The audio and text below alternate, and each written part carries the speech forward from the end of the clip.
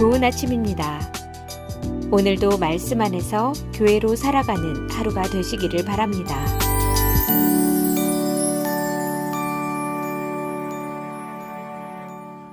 안녕하세요, 성도 여러분. 2월 6일 금요일 말씀 묵상 시작하도록 하겠습니다. 오늘 묵상할 말씀은 마태복음 10장 40절부터 42절까지 말씀 보겠습니다.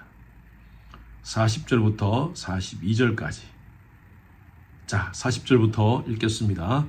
너희를 영접하는 자는 나를 영접하는 것이요 나를 영접하는 자는 나를 보내신 이를 영접하는 것이니라.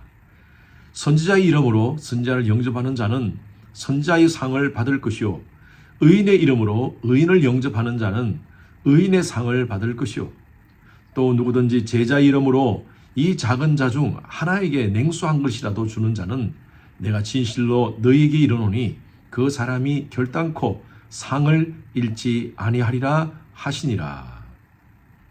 우리는 상을 좋아합니다. 어릴 때부터 상을 받기 위해서 열심히 공부도 했고요. 또 체육대회를 하면 상을 받기 위해서 운동장에서 열심히 뛰었습니다. 1등, 2등, 3등에게 주어지는 상 모두가 다들 좋아합니다. 상을 싫어하는 사람이 있겠습니까? 없을 겁니다. 오늘 하나님도 상을 주신다고 말씀하고 있습니다. 상을 준다는 말은 무슨 말입니까? 벌도 주신다는 것이죠. 오늘 말씀은 12제자를 파송하시면서 예수님께서 제자들에게 하신 말씀입니다. 당시에 예수를 따르는 것은 십자가의 길을 가는 것입니다. 나를 따르기 위해서 너희들이 십자가를 질 각오가 되어 있느냐라고 계속 말씀을 하십니다. 그래서 오늘 앞부분 말씀에 보면 38절에 자기 십자가를 지고 나를 쫓아라 라고 말씀하고 있죠. 그만큼 제자로서의 삶을 살아가는 것, 복음을 전하는 자로서 삶을 사는 것 쉽지 않다는 것입니다. 12제자들은요, 당시에 사도였습니다. 사도는 아포스톨로스라고 해서 보냄을 받은 자들입니다. 예수님께서 이 제자들을 파송해서 세상에 예수 그리스도의 십자가 복음을 전하는 자로 세워주셨다는 것이죠. 사도라는 그 단어의 아포스톨로스라는 이 단어의 의미는 사신이라는 의미입니다. 왕이 사신을 파송합니다. 다른 나라로. 그 사신은 왕을 대신해서 가는 사람입니다. 만약에 그 사신이 그 나라에 가서 감옥에 갇혔다. 그것은 왕을 감옥에 가두는 거나 똑같이 생각했어요. 만약에 사신이 그곳에 가서 대접을 잘 받고 정말 돌아온다면 왕을 극진히 대접한 것과 같은 그런 것으로 생각을 했습니다. 오늘날에도 다른 나라의 외교관을 파송하지 않습니까?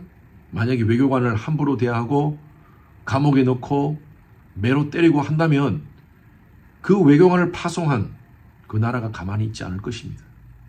예수님은 제자들을 보내면서 그 제자들에게 예수의 이름의 권세를 허락하셨어요.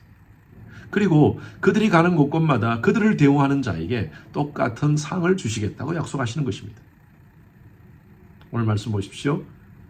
자, 40절 말씀입니다. 너희를 영접하는 자는 나를 영접하는 것이요 나를 영접하는 자는 나를 보내신 이를 영접하는 것이라. 너희가 누굽니까? 제자들입니다. 나는 누굽니까? 예수님이시죠. 나를 보내신 이가 누굽니까? 하나님이십니다. 바로 제자들을 영접하는 것은 예수님을 영접하는 것이고 바로 하나님을 영접하는 것이라는 거예요. 그러면서 한번 보십시오. 41절 선지자의 이름으로 선지자를 영접하는 자는 선지자의 상을 받을 것이요 의인의 이름으로 의인을 영접하는 자는 의인의 상을 받을 것이요. 두 종류의 사람이 나옵니다. 선지자와 의인입니다. 제자들은 바로 선지자라고 얘기하는 것이죠. 의인이라고 얘기하는 것입니다. 의인이라는 것은 선한 일을 하고 착한 일을 해서가 아니라 예수님께서 그들에게 제자로서의 사명을 부여하고 그러한 삶을 사는 자이기 때문에 의인이라고 인정해 주는 것이죠. 마치 저와 여러분들이 칭의를 받은 것과 똑같습니다. 우리가 예수를 믿음으로 말미암아 칭의를 받았지 의롭게 살아서 정직하게 살아서 정결하게 살아서 의로워진 것이 아닙니다. 제자들을 파송하면서 예수님은 그들을 선지자, 의인이라고 얘기를 합니다. 그리고 그들을 영접하는 자에게 똑같은 상을 주시겠다고 약속하고 있습니다. 선지자의 상을 주시겠고 의인의 상을 주시겠다는 것이죠. 그만큼 예수님을 따르는 그 제자들을 예수님께서 귀히 보신다는 것입니다. 예수님의 제자를 선지자로 의인으로 인정하고 그들을 잘 대접하는 사람에게 하나님께서 똑같은 그런 복을 주시겠다는 의미죠. 다음 보십시오. 42절 보십시오. 또 누구든지 제자 이름으로 이 작은 자 중 하나에게 냉수 한 것이라도 주는 자는 내가 진실로 너희에게 이르노니 그 사람이 결단코 상을 잃지 아니하리라 하시니라. 여기서 제자 이름이라는 것은요, 그리스도인입니다. 예수를 따르는 자죠. 그리스도인으로서 작은 자 중 하나에게, 이 말이 무슨 말입니까? 소외되고 약하고 아픈 그런 사람들을 말해서 작은 자라고 표현하고 있어요. 그런 사람들에게 냉수 한 그릇이라도. 여러분, 냉수 한 그릇은 정말 하찮은 것입니다. 그런데 어떤 사람, 소외된 사람, 힘들고 어려운 사람, 목마른 사람, 고통당하는 사람에게는요, 이 냉수 한 그릇이 너무너무 귀한 것입니다. 그 사람들에게 이 냉수 한 그릇을 대접하는 자는 예수님께서 이렇게 말씀하십니다. 결단코 그 상을 잃지 아니하리라. 하나님께서 분명히 상을 주신다고 말씀하고 있습니다. 여러분, 분명히 상급이 있습니다. 하나님이 주시는 상급이 있습니다. 어떤 분이 신학적으로 천국 상급론이라고 이렇게 표현해서 얘기를 하는데, 우리는 상급 그러면요, 돈 생각합니다. 우리가 선지자들을 잘 섬기고 의인을 잘 섬기면 하나님께서 천국 가서 복을 주시겠지. 천국에 가면 큰 맨션이 있고 작은 오두막집 같은 그런 집이 따로 있습니까? 천국에 가면 황금 면류관을 쓰는 사람이 있고 또 누가 말하듯이 개털 모자를 쓰는 사람이 있습니까? 저는 그렇지 않다고 봐요. 천국은요, 모든 사람에게 동일한 빛을 비춰주십니다. 동일한 은혜를 주십니다. 그것이 바로 천국이죠. 천국에 등급이 있으면 어떡하겠습니까? 높은 사람이 있고 낮은 사람이 있고 돈이 많은 사람이 있고 돈이 적은 사람이 있다면 그것은 천국이 아니죠. 천국에 무슨 돈, 명예, 권력이 필요하겠습니까? 천국은요, 새하늘과 새 땅입니다. 완전히 새로운 개념의 세계입니다. 그곳에서는 모든 사람에게 동일한 하나님의 복과 은혜가 있을 줄로 믿습니다. 그렇다면 여기서 말하는 사항이 뭘까요?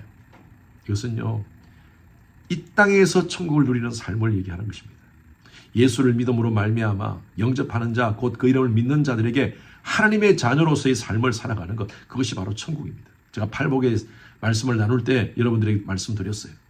마태복음 5장에 나오는 8개의 복이 있을지어다라는 이 말은 8개의 복을 얘기하는 것이 아니라 이미 복을 받은 하나님의 백성으로 천국을 사는 사람으로 어떻게 삶을 살 것인가에 대한 말씀이 바로 팔복이라고 말씀드렸습니다. 이 상은요, 이 땅에서 주시는 상입니다. 저는 분명히 있다고 봅니다. 교회 안에서도 교회에 오는 손님들을 잘 대접하시는 분들이 계십니다. 강사로 오신 목사님을 잘 대접하고요. 선교사님 오시면 어떻게 하든 식사 대접하고 여러 가지 것들로 섬기는 분들이 계십니다. 저는 그분들에게 주시는 이 땅에서의 분명한 상급이 있다고 봅니다. 천국을 누리는 삶이죠. 저는 어릴 때부터 저희 부모님들이 선교사님이나 또 주의 목사님들을 섬기는 모습을 어릴 때부터 봐왔습니다. 저에게는 그렇게 용돈을 주시는 것이 인색하셨는데 선교사님이나 목사님들에게는 그렇게 많은 것으로 베푸는 모습을 제가 봤습니다. 저는 그것을 보면서 신앙을 배웠습니다. 아, 하나님을 저렇게 섬기는 거구나. 여러분, 이것을 보고 자라는 자녀들은요, 정서적으로, 신앙적으로 바르게 자랍니다. 그래서 그런지 저도 지금도 제가 목사님들하고 만나면 제가 밥을 삽니다. 제 남동생, 여동생도 선교사님들, 목회자들을 잘 섬기고 있습니다. 저는 이것이 바로 이 땅에서 주는 하나님의 상급이라고 봐요. 말씀을 전하는 목회자들, 복음을 가지고 전 세계로 흩어져서 하나님의 말씀을 선포하는 선교사들, 그들을 잘 섬기는 자들은요, 하나님의 복이 있습니다. 또한 힘들고 어려운 소외된 자들, 그들에게 냉수 한 그릇이라도 나누는 삶, 그런 자들에게 하나님께서 이 땅에서 복을 주실 것입니다. 오늘 우리 주위에 내가 나누는 냉수 한 그릇이 필요한 사람이 있을 것입니다. 저는 이것을 냉수 한 그릇의 영성이라고 표현하고 싶어요. 나의 관심과 나의 사랑과 나의 물질이 필요한 그 사람에게 제자의 이름으로 함께 나누는 그러한 성도님들이 되셔서 하나님께서 예비하신 이 땅에서의 천국을 누리며 살아가는 우리 모든 성도님들 되시기를 주님 이름으로 축원합니다. 주님 감사합니다. 잘 대접하는 저희들 되게 하여 주셔서 내 주위에 힘들고 어려운 자들, 작은 자들, 소외된 자들, 그들에게 예수 이름으로 냉수 한 그릇을 전달하는 그런 우리의 모습이 되게 하여 주시옵소서.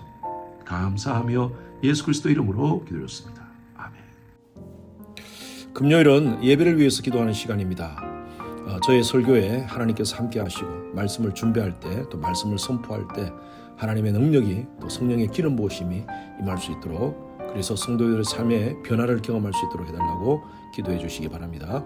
우리 교육부 청년 이의 모든 설교자가 성령 충만한 말씀을 선포할 수 있도록 기도해 주시고요. 모든 예배 섬김이가 찬양대, 찬양팀, 미디어, 예배 안내, 교사, 새가족, 통역, 제장 여러분들이 정말 감사함으로 기쁨으로 모든 섬김을 잘 감당할 수 있도록, 모든 예배자가 신령과 진정으로 살아있는 예배를 드릴 수 있도록 예배를 위해서 기도해 주시기 바랍니다. 계속 성전 리모델링과 또 현 건물 매각이 하나님의 계획 안에서 순적히 진행될 수 있도록 함께 기도해 주시길 바랍니다. 함께 기도하겠습니다.